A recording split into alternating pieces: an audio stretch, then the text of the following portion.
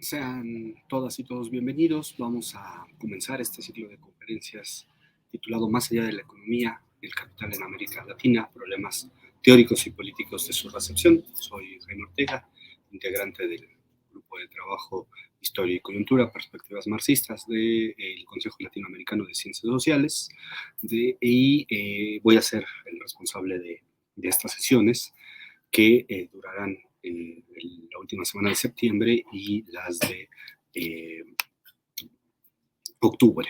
Vamos a trabajar algunas ideas iniciales, algunas hipótesis.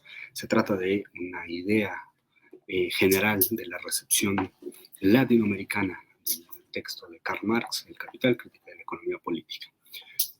No vamos a ingresar a la vereda tradicional de esta problemática, que es la que corresponde a las traducciones y a las diferentes maneras de la traslación del alemán, francés, inglés hacia el español, sino vamos a entrar a las dimensiones productivas, de tal manera que vamos a tratar de configurar una interpretación genérica de esta situación.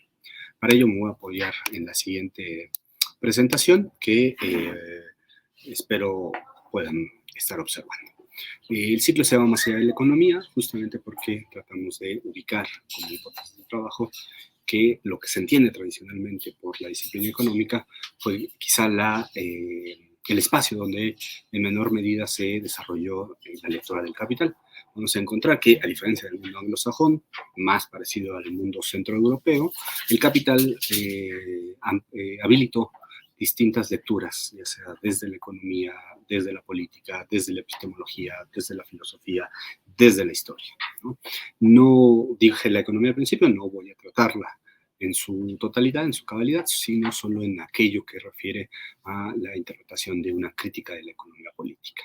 Este núcleo de conferencias se va a transmitir los días martes por el canal de YouTube del grupo de trabajo de marxismos de Claxo, del Historia y Coyuntura, Perspectivas Marxistas, y vamos a comenzar el día de hoy.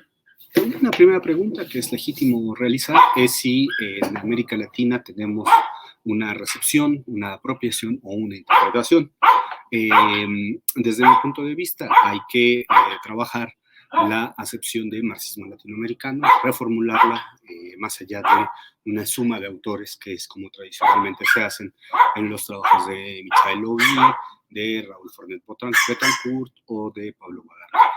En estos trabajos de historia del marxismo latinoamericano solemos encontrar un cúmulo de autores, ¿no? En el marxismo latinoamericano serían autores o autoras, tendremos que ir incorporando poco a poco, en la medida en que vayamos informándonos también de la productividad teórica. Pero mi idea es más bien pensar al marxismo latinoamericano como una categoría política en donde hay una recepción de determinado corpus teórico, una apropiación de ese corpus teórico. No basta que circule, esa circulación tiene que ser cultivada de alguna manera, ya sea en dilemas epistemológicos, políticos, económicos o de otra naturaleza, y que cierra su ciclo en la interpretación, es decir, en la producción de un nuevo objeto teórico. Esto, digamos, es un equivalente al ciclo de la totalidad del capital, producción, distribución y consumo, diríamos. Más o menos tendría esos tres momentos: un momento de arribo, un momento de, digamos, de una materia prima, del trabajo sobre esa materia prima y de la producción de un nuevo objeto, que sería la forma interpretativa, ¿no? No me interesa aquí ni reseñar las traducciones del capital. Creo que hay un debate suficientemente amplio ya sobre eso, a partir del libro de Tarkus, de las intervenciones de Wenceslao Roses, de la impronta que han tenido las editoriales españolas por recolocar sus traducciones, sobre todo la de Sacristán, Manuel Sacristán Luzón, sino más bien me interesa un motivo productivo. Yo creo que aquí el capital es un motivo de producción. Me interesa el capital en tanto ha pasado por un momento de consumo-producción, es decir, de producción teórica, y ha generado un nuevo objeto teórico, que sería una interpretación, ¿no? Insisto, no me interesa aquí decir cuál fue la mejor edición o cuál fue la peor. Desde punto de vista, la traducción de Wenceslao Roses, a pesar de las fallas que tiene en la edición, como ha quedado demostrado en un libro publicado en Colombia con este propósito, sin embargo, sigue siendo la traducción más motivadora para la lectura del Capital. Si bien la más popular sigue siendo la del siglo XXI, creo que en general podemos decir que hay ya zanjada una decisión sobre los gustos y preferencias de determinadas escuelas. Me gustaría en este ciclo, que es lo que voy a hacer, esta primera sesión es solamente una introducción a la hipótesis de trabajo, que estará al final, y sobre todo a delimitar el objeto de estudio. En este caso, la manera en que se ha realizado la producción a propósito del capital, a pesar de las múltiples problemáticas que están instaladas en un concepto genérico que es el del marxismo latinoamericano. Por marxismo latinoamericano, entonces, entendemos la forma específica en que la producción de corte marxista ha tratado de explorar alguna dimensión de la realidad latinoamericana con referencia a Marx. Yo sé que hay un debate amplio sobre categorías como marxismo occidental, marxismo oriental, marxismo latinoamericano. Ahí pueden encontrarse los trabajos de Marcelo Starzenbaum, de Omar Acha, de Martín Cortés, ¿no? El trabajo de Mequior en Brasil sobre el marxismo occidental, de los zurdos sobre el marxismo occidental, las delimitaciones que ha hecho Juan Dalmazo a propósito, o Santiago Rolleroni a propósito del marxismo occidental. No me interesa tanto entrar en ese debate porque lo que es el objeto de discusión es más bien la manera en que el capital ha funcionado. De tal manera que un poco la historia del marxismo latinoamericano que proponemos aquí, o desde el mirador que nos asumimos como partícipes, tiene que ver más con problemáticas teóricas y menos con la referencia a autores o autoras, aunque estos, por supuesto, son muy importantes. Lo primero que tenemos que reconocer es que hay una periodicidad evanescente en la recepción del Capital de Marx. No queda claro cuándo se empieza a trabajar y para ello tendríamos que hacer, a la manera de Jameson, una necesaria periodización, una historización de esta recepción. Yo aquí les pongo la portada del texto Resúmenes del Capital de Carlos Marx, que hizo el dirigente del Partido Guatemalteco del Trabajo, Víctor Manuel Gutiérrez, en 1959.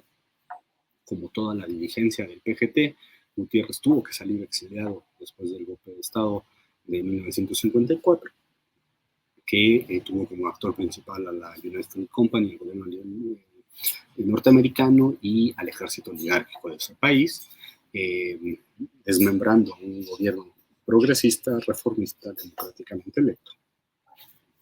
Este es un punto que en un primer momento me pareció como significativo. 59 como un año interesante, porque expresaba tanto el fin o el último coletazo sin debilitado del macartismo en Estados Unidos, significaba también la revuelta proletaria mexicana del 59, significaba también la revolución cubana del 59. Sin embargo, me parece que la periodización tendría que ir desde la década de 1940, porque es ahí donde encontramos los primeros usos productivos del capital, que se van a ver reforzados a partir de 1959. No pongo una fecha de término, podría pensarse en el año 2000, quizá, podría ser 2010, podría ser 2024.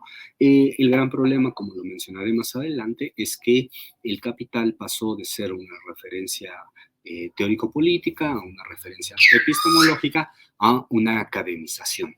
Diríamos el día de hoy, las facultades o escuelas de economía, las carreras, licenciaturas o como se le llamen en los determinados países, digamos, ya aceptan un poco más la presencia del capital, ¿no? Y en ese sentido hay toda una escuela, los que miden el plusvalor, los que miden la tasa de ganancia, los que miden la tendencia decreciente en la tasa de ganancia, que han matematizado incluso el capital.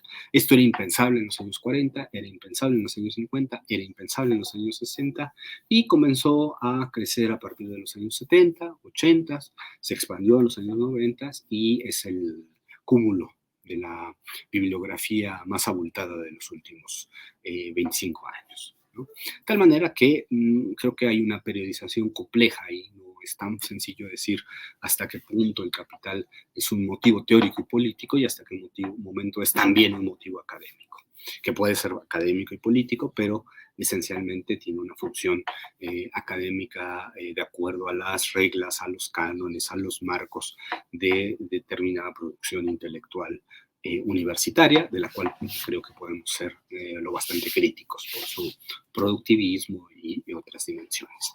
No entraré en ese debate, solo quiero decir que desde mi punto de vista, el capital puede bien ser comenzado a estudiar en una presencia mayúscula en América Latina o inicial, que después se volverá mayúscula, a partir de la década de 1940, ¿no? Es decir, escapa a la idea de que el capital se lee con la nueva izquierda, escapa la idea también de que el capital es producto, la lectura del capital es producto del cielo, del stalinista del año 56, escapa también, por supuesto, a cualquier idea del marxismo occidental, tal como lo configura Perry Anderson, ¿no? Es decir, hay una expresión propia del marxismo latinoamericano que no se corresponde con ninguna de esas figuras centroeuropeas, ¿no? Ni tampoco con el reflejo de la situación del mundo comunista o del llamado por Herbert Marcuse el marxismo soviético. Es decir, sí hay una autonomía relativa en esta situación, ¿no? Esa es relativa porque va a mantener un diálogo con otras expresiones, pero autonomía finalmente. Sí va a tener su propio camino, que en algunos momentos se cruzará con otras corrientes, marxismo occidental, con versiones periféricas, ¿no? Las miradas desde el este de Europa, pero que también tendrá su propio registro temporal a partir de la situación latinoamericana, que pueden ser, por supuesto, momentos fundantes como la Revolución Cubana o los golpes de Estado o la productividad interna de las regiones en figuras como la revista Pasado y Presente, como la revista Historia y Sociedad, como la revista cubana Pensamiento Crítico, ¿no? Es decir, ahí hay una tensión permanente en esta manera de ver y de periodizar. En esta periodización, bueno, una pregunta legítima es desde cuándo se lee productivamente el Capital, ¿no? Y con esto nos referimos no a que aparezca citado en alguna nota, porque pues muchos de los documentos de las organizaciones comunistas de los años 20 y 30 podían referir a esa obra, pero no trabajarla sistemáticamente. Es decir, no es lo mismo que esté presente, que se le conozca, que circule como objeto, a que sea trabajado de manera productiva, es decir, que se genere algo a partir de esa presencia, ¿no? Otra pregunta legítima es hasta qué momento son solo los marxistas los poseedores del monopolio de trabajo sobre el capital. Es decir, el día de hoy ya estaría muy claro en la versión más académica de los últimos 25 años que el Capital es un texto que no solamente leen los marxistas. Pienso en una figura clave de la tradición crítica contemporánea como David Harvey, que asume que no es marxista, pero que entrega insumos muy importantes para la lectura tanto del capital como del capitalismo, ¿no?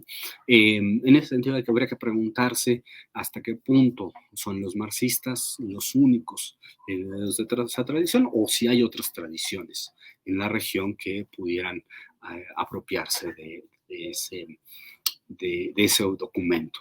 Desde la investigación hasta ahora realizada, son minoritarios los marxistas, pero son minoritarios los no marxistas, pero pueden encontrarse algunas evocaciones en tradiciones, sobre todo del corte filosófico, ¿no? Como decía antes, la periodización se va a dificultar, se va a volver mucho más matizada, mucho más compleja, en el sentido de que tiene múltiples determinaciones, cuando hay una academización de la lectura del capital, sobre todo en su vertiente económica. Es decir, el capital, cuando se instala en las carreras de economía y se transforma en un momento de una disciplina económica, pierde espacio, pierde profundidad respecto a su posible lectura política, a su lectura sociológica, a su lectura filosófica, epistemológica e incluso histórica, ¿no? Esto Tiene momentos, diferencias, por supuesto, ¿no? Hay marxistas que leen desde la economía del capital, pero también hay economistas que leen el capital sin ser marxistas, ¿no? Sin interesarles la pretensión de totalidad del marxismo, ¿no? A mí lo que me interesa en este ciclo particularmente es salir de la frontera económica y mirar las otras formas de apropiación del texto de Marx.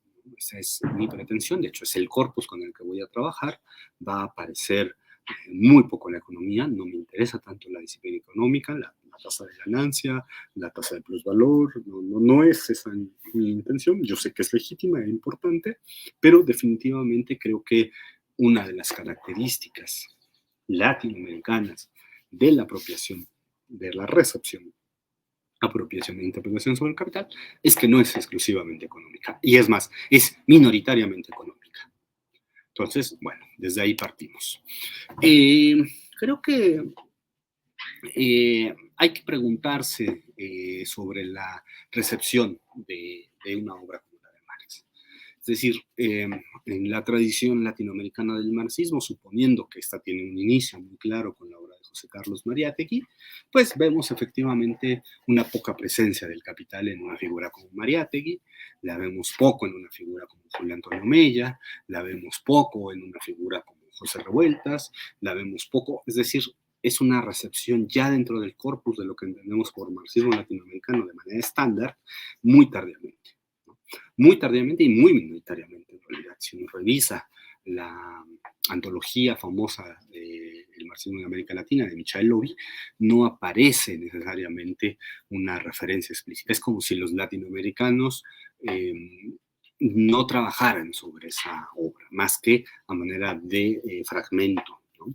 Por otro lado, la tradición intelectual comunista, que estaría cercana a esto que denominamos comúnmente el marxismo latinoamericano, tampoco tendría el capital como un resguardo fuerte, ¿no? Porque los textos de la tradición comunista serían más bien el manifiesto, sería la lucha de clases en Francia, ¿no? Sería el anti-Düring, ¿no? La versión más naturalista, en términos de filosofía de la naturaleza, incluso, sería mucho más engelsiano incluso la tradición comunista respecto a sus fuentes.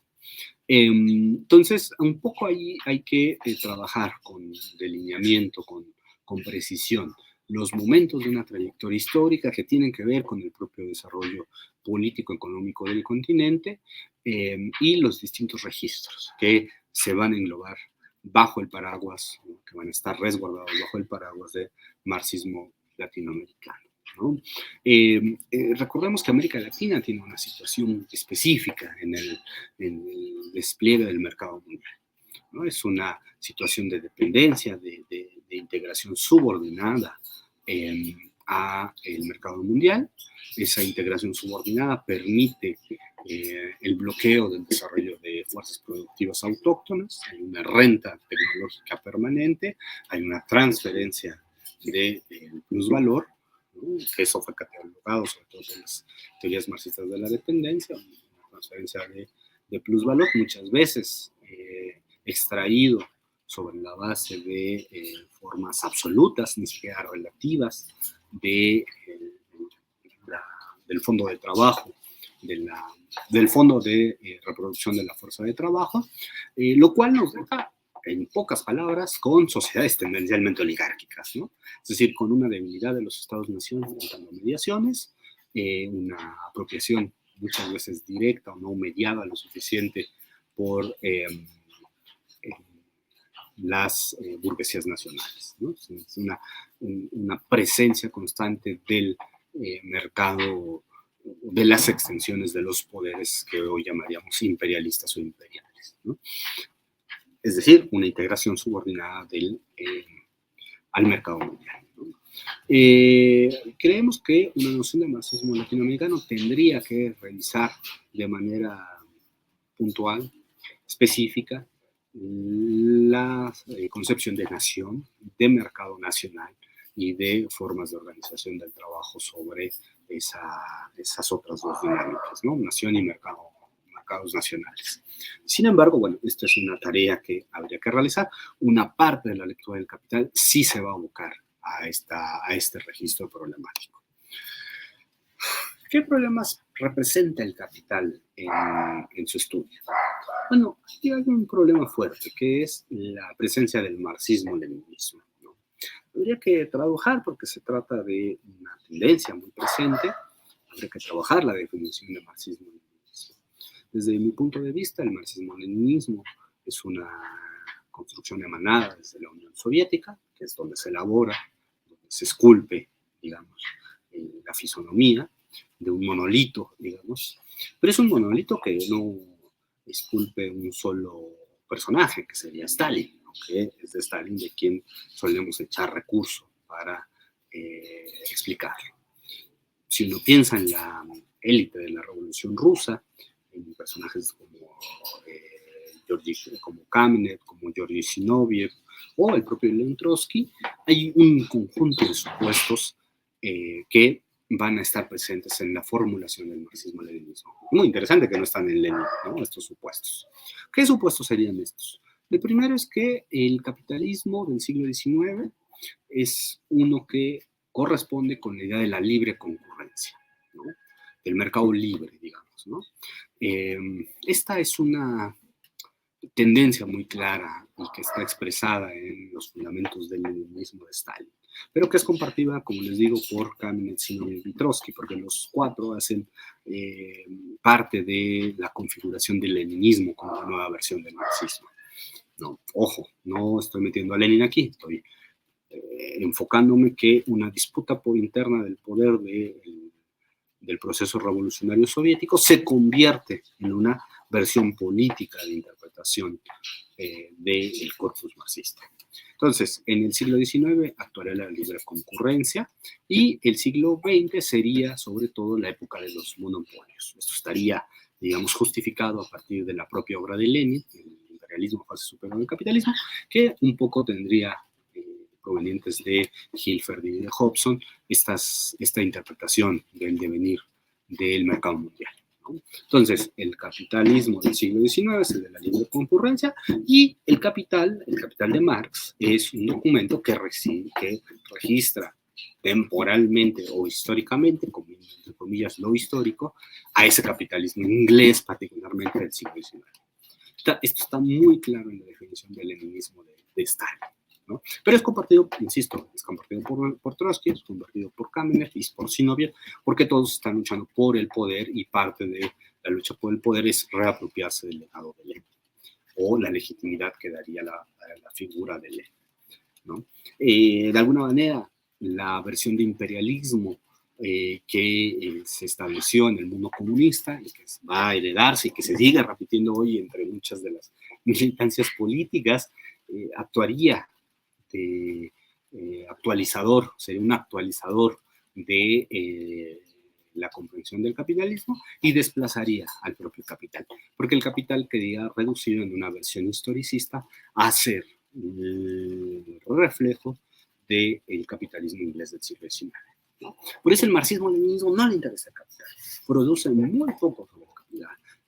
Es muy tardíamente que encontramos documentos, al menos traducidos al español, documentos que hagan una problematización. Y aquellos que existen en el mundo soviético, que fueron traducidos, tuvieron muy poca fortuna. Entre los años 30 y los años 60 encontramos un vacío de este tipo de exploraciones por el marxismo soviético. Esto es muy importante porque buena parte del bloqueo teórico, del problema político de fondo, en la lectura del capital, se encuentra en esta dimensión. O sea,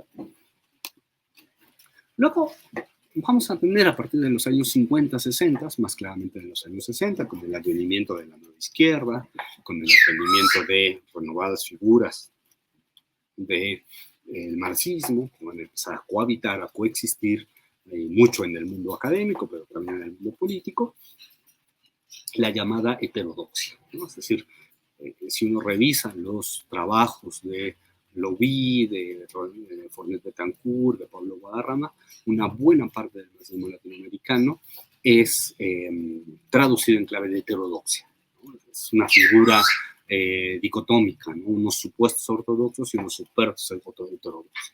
Las palabras son, por supuesto, muy complejas, no pueden definirse per se.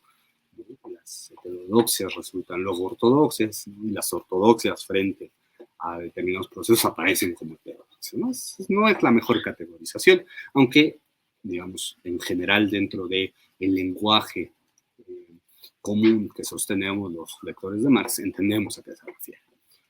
Y hay tres escuelas que han sido particularmente complejas en su relación con el capital, con el texto de Marx.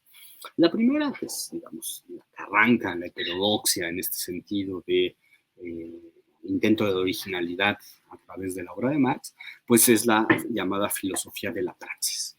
La filosofía de la praxis, que tendría exponentes como Adolfo Sánchez Vázquez, por pensar el nombre más importante, no encontrarían en realidad en el Capital un insumo importante, ¿no? En la idea de salir del economicismo, en la idea de fundar una nueva filosofía, que era la pretensión de Sánchez Vázquez, el marxismo como una nueva filosofía, no vamos a encontrar una centralidad en el Capital. Vamos a encontrar, sí, una centralidad en los manuscritos del 44 y en general en todo eso que se ha llamado la producción del joven Marx, es decir, el Marx previo a la elaboración del manifiesto. Vamos a encontrar un trabajo mucho más elaborado, ¿no? En vez de enajenación, en vez de fetichismo, vamos a encontrar alienación o enajenación como el gran motivo. Es decir, una parte del marxismo más erudito y refinado de nuestra región se trabó bajo la idea de la enajenación. Y en vez de proceso de trabajo, el proceso de valorización, vamos a encontrar el trabajo, ¿no? Que es la categoría central de los manuscritos para Sánchez Vázquez, ¿no? Como actividad práctica consciente. Ahí hay un cierre, ¿no? O sea, es una escuela heterodoxa que cierra la puerta del capital, no aborda de manera plena, y si bien Sánchez Vázquez conoce el capital, lo ha leído, lo tiene presente, no elabora radicalmente a propósito. Y en general la filosofía de la praxis se elaboró respecto, porque el concepto de praxis habría que buscarlo en el capital a través de múltiples capas. Por ejemplo, la de la mercancía, por ejemplo, el proceso de trabajo, por ejemplo, la maquinaria y la gran industria. Y no cabe tan fácilmente. La segunda escuela heterodoxa famosa, pues es el gramscianismo, ¿no? La apropiación del gramscianismo. Y tenemos una situación interesante. Muchos de los mejores lectores del Capital son gramscianos. Muchos de los que renuevan las lecturas del Capital, como el grupo pasado y presente en la Argentina, tienen una intención también de leer la crítica de la economía política marxista, pero también de mantenerse en el mundo gramsciano.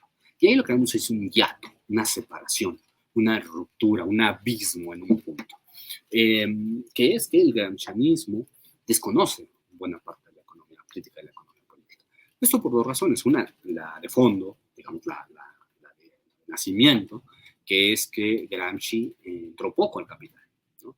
La versión de Gramsci es la versión del prólogo a la contribución, 59, por supuesto no podía conocer los Grundrisse, pero en general hay poca referencia o nula referencia en algún punto a el capital. Recordemos el texto famoso de Gramsci, La revolución contra el capital. No hay gran elaboración gramsciana a propósito de la dimensión mercantil capitalista, ¿no? Que sería propia de la crítica de la economía política. Hablaría del Estado, de la hegemonía, de las clases, de la dirección, y si bien el día de hoy podríamos conectar esos temas con la lectura del Capital de Marx, lo cierto es que Gramsci no lo hace. Y buena parte de la escuela gramsciana no lo hizo. Por ejemplo, el tema económico por excelencia en Gramsci, que es el Fordismo, pues no aparecería, no tendría manera de aparecer en el Capital, porque el Capital es un momento previo al Fordismo, ¿no? En términos de sus ejemplos, ¿no? Digamos, el Capital anuncia muchos de los problemas que sugería el Fordismo, pero de ninguna manera está cerca de su incorporación como un modelo, porque no existe, ¿no? Si el gramscianismo tiene este problema. Luego está el altuserianismo. El altuserianismo fue mucho más generoso con el Capital, no solo porque el texto de Althusser con sus alumnos se llamó Leer el Capital, traducido en el año 68 por los cubanos, retraducido por siglo XXI, en 65 por los cubanos, en 68 por siglo XXI, bajo el horrible nombre de Para leer el Capital. Desde mi punto de vista no es el nombre más adecuado, pero, porque da la idea del manual, pero, digamos, ahí en el althusserianismo sí habría un intento de trabajar el concepto, los conceptos del capital. El propio Althusser haría referencia a esa dimensión a partir del concepto de modo de producción, pero sobre todo del concepto de formación económico-social o económica social, que es más leninista. Es Lenin aplicando a Marx, Lenin aplicando el capital de Marx, de donde se extrae el concepto de formación económico-social, como una categoría intermedia para pensar el grado de abstracción entre el planteamiento de Marx en el Capital y las formas concretas de reproducción de la vida. Entonces, bueno, el althusserianismo sería un poco más, pero tampoco trabajaría tantísimo sobre, al menos no el althusserianismo latinoamericano. De hecho, es poco lo que hay sobre el capital, porque más bien es otra su batería de problemas sobre las cuales recae. De tal manera que el capital queda anulado en el marxismo-leninismo, queda anulado o semi-anulado en las versiones heterodoxas. Por supuesto, cuando digo semi es que sí hay espacios para pensarlo, pero son espacios a los que hay que dar una segunda, una tercera o una cuarta vuelta para poder ubicar y referir. No es tan claro. Bueno, finalmente paso para finalizar a los destinos del capital y las hipótesis que yo quiero ordenar en este curso. No voy a trabajarlas todas en estas sesiones, porque no alcanza el tiempo y porque se requiere una profundización, sino solamente las voy a enunciar, ¿no? Creo que hay 5 grandes articuladores que podrían ser, en realidad, 9, 10, depende si se desglosan algunos de ellos. La primera versión es la de la historia. El capital, antes de ser crítica de la economía política, antes de pensar la sociedad moderna o las muchas definiciones que hay en los distintos autores y autoras, es histórica. Y es muy interesante porque sin proponérselo, sin estar en la versión descolonizadora de la historia o en la crítica contemporánea de las narraciones eurocéntricas, de hecho, se entrega en los años 40 la primera versión de esta naturaleza. Y particularmente es el concepto de acumulación originaria el que funciona. La acumulación originaria es un concepto que funciona para ubicar a los marxistas latinoamericanos en el espacio regional, es decir, América Latina, con respecto al mundo, ¿no? Es decir, el capital tiene sentido porque existe la acumulación originaria. El capital como libro, como texto, tiene sentido para los latinoamericanos porque somos una parte del capítulo 24 del capital. No está dicho ahí o está solamente enunciado y hay autores que van a trabajar esta dimensión. De esta se desprende la segunda, que es el gran debate de los años 60-70, que es la articulación de modos de producción. En el fondo, en esta doble discusión que entre los años 40 y los años 70, lo que se trama es el despliegue conceptual sobre la situación del capitalismo latinoamericano. No es otra cosa más que esa. Entonces, la siguiente sesión seguramente revisaremos algunos de estos principales ordenadores adentro de estos dos conceptos y nos vamos a dar cuenta cómo fue una manera de recibir el capital, de hacerlo útil para la lucha política o de hacerlo funcionar para la situación histórico concreta latinoamericana. Luego tenemos un doble problema, el segundo rubro, que es la obsesión metodológica, ¿no? El capital fue leído, sobre todo ya en términos académicos, en los años 60, 70 y 80, bajo el ordenamiento del marxismo occidental, que fue una pretensión epistemológica. El marxismo era una epistemología, una manera de ordenar las formas del conocimiento, particularmente porque hay una obsesión metodológica. Y la obsesión metodológica la vamos a encontrar reiteradamente. El capital es su metodología. El capital es la manera en que Marx construye el objeto de estudio. Y tendríamos que estudiar no el objeto de estudio concreto de América Latina, sino el objeto de estudio que construyó Marx como objeto de estudio, ¿no? Esa es una de las grandes derivas de nuestro marxismo latinoamericano. Esta pretensión de epistemología, esta obsesión epistemológica va a aparecer. Y junto con ella aparece el fetichismo. El fetichismo de la mercancía no es leído de otra manera que una versión metodológica. Esto va a aparecer en autores como Hinckelhammer, como Bolívar Echeverría, como Osvaldo Fernández. En tanto que la cuestión metodológica va a aparecer prácticamente en todos los autores después de los años 60, porque están imbricados en el marxismo occidental, ¿no? Peruanos, guatemaltecos, mexicanos, bolivianos, todos van a referir de alguna manera al problema de la abstracción, de las abstracciones reales, del nivel de conocimiento, de lo empírico, ¿no? Y al fetichismo. Hay una subparte del fetichismo que es histórica, que tiene que ver con algunas comunidades y pueblos mineros, pero es minoritario en el entramado, ¿no? La interpretación del fetichismo es sobre todo filosófica. La vamos a ver, insisto, en Carlos Aguirre Rojas, la vamos a ver en Las armas ideológicas de la muerte de Franz Hinckelhammer, y así en otras obras. Un tercer momento que particularmente no vamos a trabajar en estas sesiones porque implica un debate mucho más grande es el problema de la renta de la tierra, que sería nuestro tercer ordenador hipotético. La renta de la tierra es una manera en la que el marxismo trabaja la obra de Marx, ya sea para decir que es incompleta, inconclusa o que hay que pensarla en la realidad latinoamericana.